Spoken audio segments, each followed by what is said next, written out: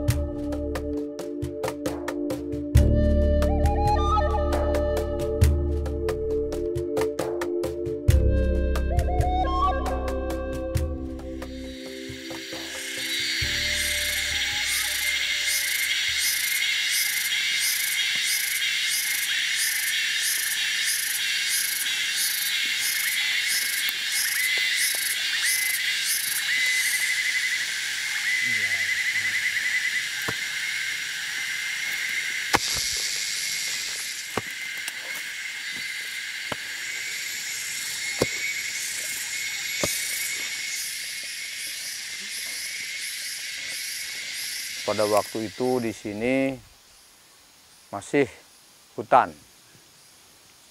Kebetulan saya ketemu dengan istri yang boleh dikatakan cantik gitu ya. Sekaligus saya melihat alam juga waktu itu sudah ex-PT Phosphorus Development, perusahaan kayu. Jadi sudah hampir hancur hutan kita di hulu Sungai Tengah ini. Secara perlahan saya perhatikan, secara perlahan juga saya membangun. Yang pertama saya membangun kolam dulu untuk membuka wacana warga bagaimana teknik bikin kolam, bagaimana memanfaatkan sumber air yang ada. Setelah itu barulah ada kesempatan untuk membuat bibit meranti dan lain-lain. Dan setelah itu berjalanlah itu, dan semenjak saya bikin bibit juga saya menanam dan terus menanam.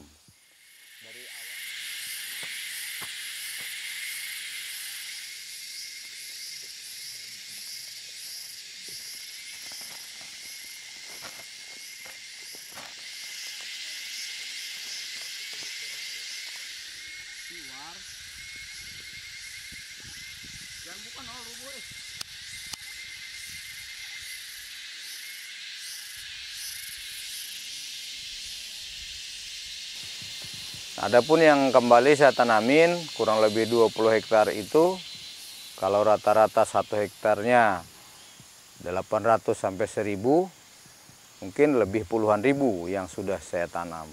Dengan berbagai macam jenis ya. Ada beberapa puluh jenis tanaman yang memang lebih banyak ke arah pohon meranti. Karena yang mana pohon meranti itu sudah hampir langka untuk saat ini. Pada waktu itu juga saya nanam meranti, banyak tetangga tuh mencemoohkan. Kenapa? Karena menanam meranti katanya maunya itu justru akan memenjarakan anak. Tapi saya tetap bersikukuh, mudah-mudahan itu nanti bisa untuk regenerasinya anak dan cucu.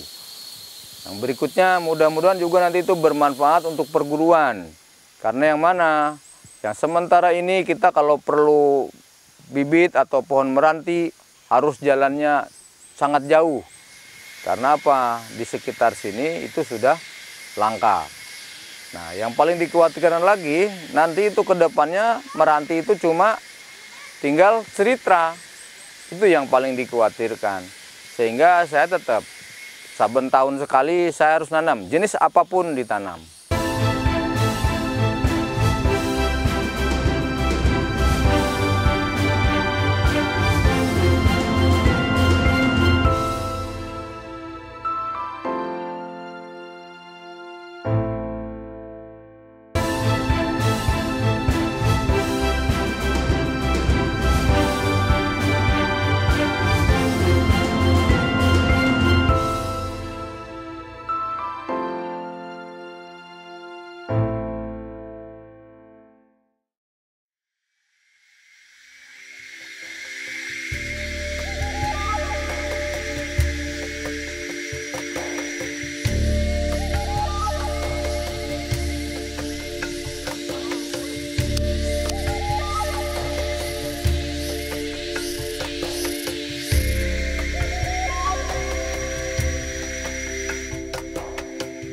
Lahan yang saya punya sampai sekarang ini sebenarnya lebih dari 20. Dan itu sekarang yang saya tahu ada hutan primer, ada hutan sekunder. Yang saya punya itu sekarang hutan buatan. Nah sekarang mungkin bisa didengar, itu binatang-binatang itu, binatang mereka itu pendatang. Karena merasa mereka juga nyaman berteduh, nyaman bernaung dan lain-lain. Sehingga mereka dengan sendirinya mereka datang sendiri. Nah di sini dari sudut ibadah kita sudah dapat nilai ibadah. Mudah-mudahan nanti diturut oleh orang lain juga. Nah yang 20 hektar itu sudah sebagian besar dan itu sudah ditanamin semuanya. Dengan berbagai macam jenis pohon-pohonan.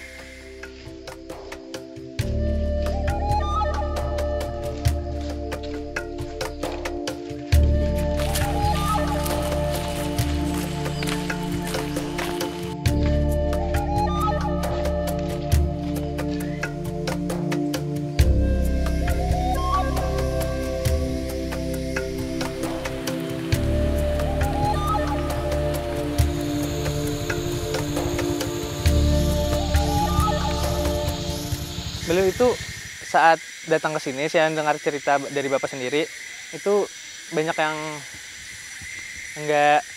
banyak yang masih berselisih, kayak yang tidak diterima Bapak di sini. Karena mindset Bapak itu beda. Karena di sini ladang berpindah, Bapak mau memindah pola pikir masyarakat untuk tetap menjaga kelestarian, makanya banyak yang nggak suka sama Bapak. Tapi Bapak walaupun ditolak berapa kali, ditolak mentah-mentah, tapi Bapak masih ingin tetap melanjutkan.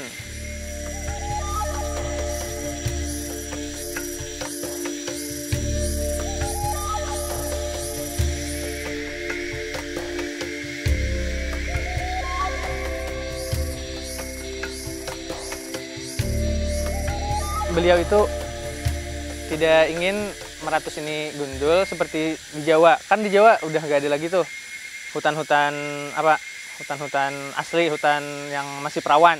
Nah, Bapak itu ingin mengubah pola pikir masyarakat untuk tidak diubah dengan cara membakar. Karena orang sini kan tanaman sawahnya itu bukan seperti di Barabai atau di bawah. Kalau di daerah bawah itu kan sudah ada airnya. Nah kalau di sini kan seperti itu di gunung-gunung. Nah jadi itu susah untuk ada airnya, makanya dia ladang berpindah mereka. Habis tanam ini dibakar, tanamin itu. Makanya agroforestry tadi Bapak sangat menyarankan, karena kalau agroforestry itu bisa ditanami tanaman kehutanan sama pertanian. Contohnya kayak sengon, bawahnya sawah. bisa, atau jagung atau pisang bisa. Sengon jangka panjangnya, kalau sawah itu jangka menengahnya, pisang jangka pendeknya atau jangka menengah bisa.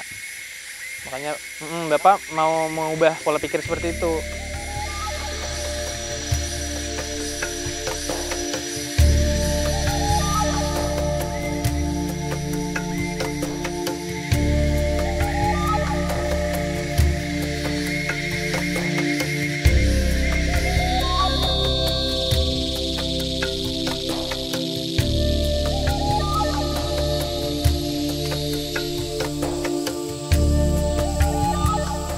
Pak Kosim bukan orang asli di sini, Pak.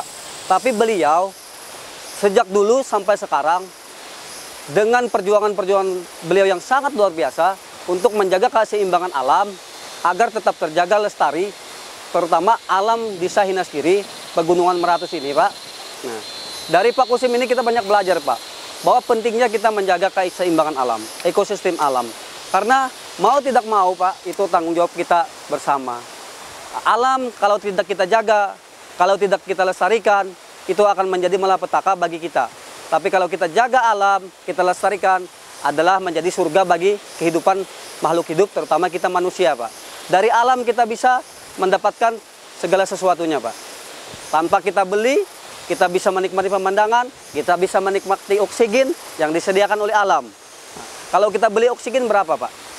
Kalau alam menyediakannya dengan gratis, tinggal tanggung jawab kita sebagai manusia yang hidup di Desa Hinas Kiri ini menjaga, mengelola alam itu agar tetap berkesinambungan, Pak, sampai anak cucu kita.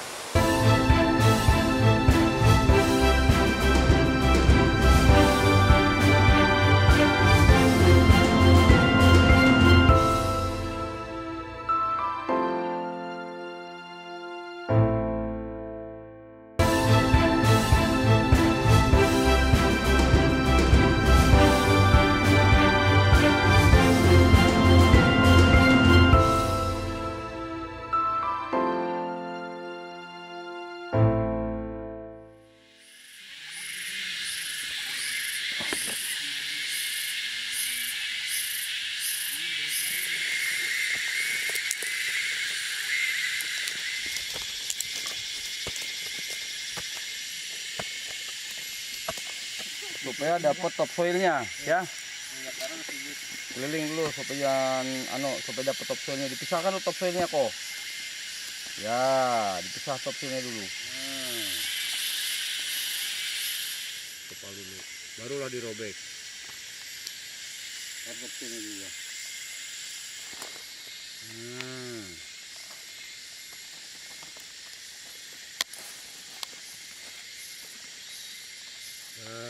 Banyak sekali ilmu-ilmu yang saya dapat ketika magang di tempat Pak Kosim ini. Contohnya saja materi dari agroforestry. Agroforestry itu sendiri yang pengertiannya dalam satu wilayah itu memiliki tanaman kehutanan. Yang pertama kehutanan, yang kedua tanaman perkebunan atau pertanian, yang mana tujuannya itu tidak lain untuk upaya pemulihan atau reboisasi. Manfaat dari masyarakat itu memiliki pendapatan lebih atau pendapatan tambahan. Karena agroforestry itu sendiri, panennya itu ada jangka tiga waktu. Yang pertama jangka pendek, jangka menengah, dan jangka panjang. Contohnya agroforestry ya seperti ini tadi. Tegakan kehutanannya meranti. Dan di bawahnya itu ada karet sama rotan jenang atau jagung. Nah, jangka pendeknya itu bisa lateks karet atau getah. Itu bisa dipanen 2 hari sekali bisa. Itu jangka pendeknya. Jangka menengahnya rotan atau jagung. Dan jangka panjangnya meranti. Kata Bapak tadi tidak ingin menjual kayunya, tapi ingin produksi oksigen, anakan merantinya. Nah, seperti itu.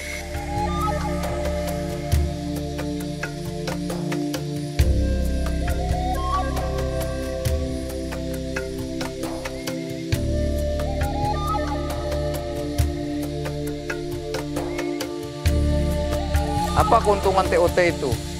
Keuntungan TOT itu dia atau kita tidak membakar lahan, tapi di situ dapat manfaat. Karena apa? Gulma-gulma atau serasa-serasa yang ada yang sudah mati, itu nantinya bakalan jadi pupuk organik yang memang itu diperlukan untuk tanaman, untuk alam di kemudian harinya. Nah, perbedaan antara TOT dengan dibakar itu sangat banyak. Kalau dibakar itu jadi abu, setelah jadi abu dapat hujan dia larut. Itu kekurangannya dari pembakaran. Tapi kalau TOT ini serasanya ada, unsur hara yang mau larut terhalang oleh serasa yang ada. Oh, TOT itu lebih ramah lingkungan atau seperti apa, Pak?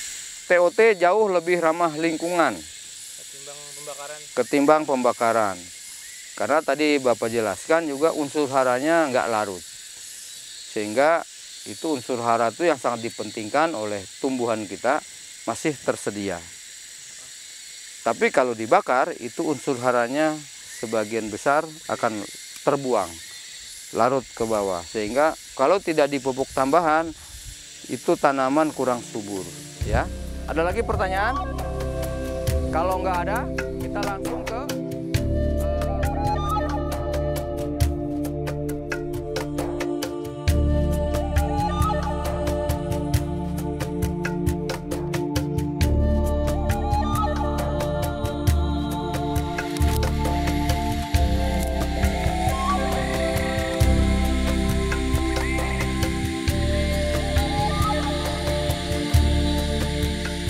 saya memberikan pelajaran, tapi saya jangan dianggap bahwa saya itu guru.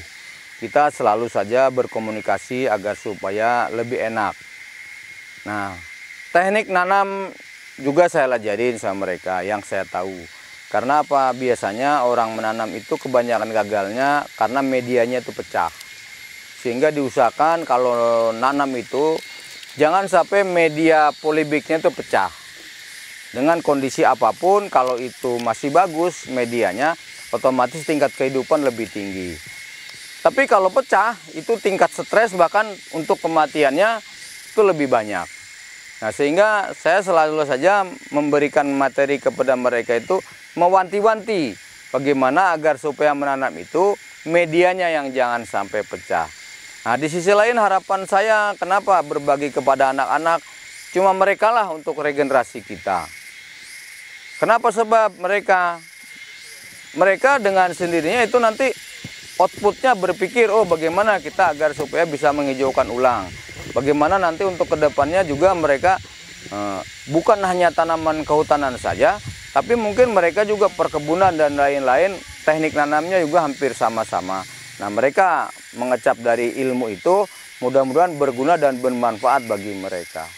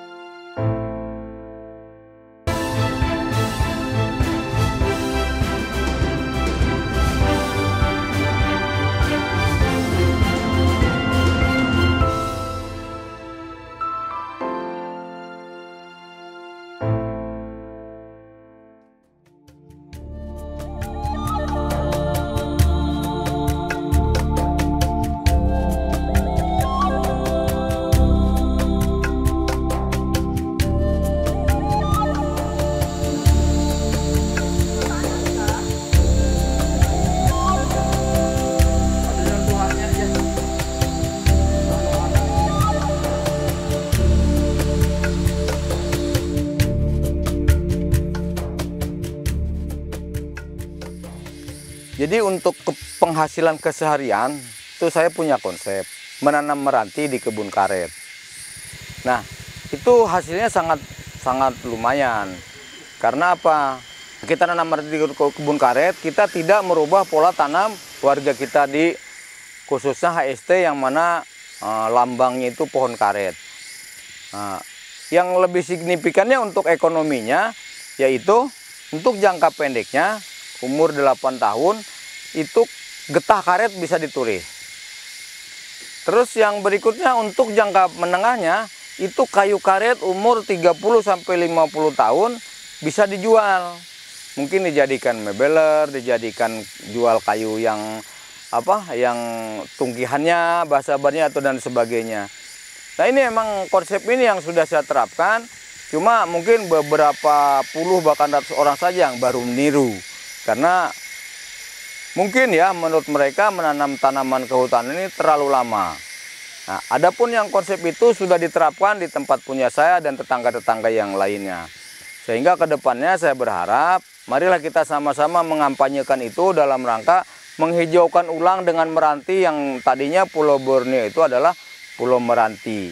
Yang sementara ini cuma tinggal beberapa persen saja yang memang masih asli dan masih perawan.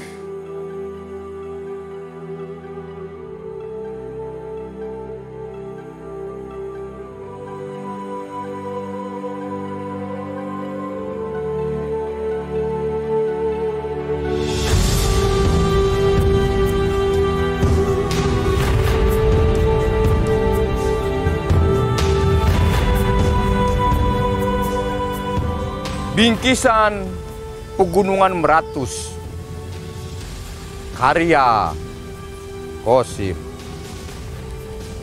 Disusun serangkai bunga, kuletakkan di atas tandu. Diukir kayu yang megah, terpahat di atas batu. Terpana, terpesona memandangmu. Sang surya memancar ramah, rembulan bersinar penuh.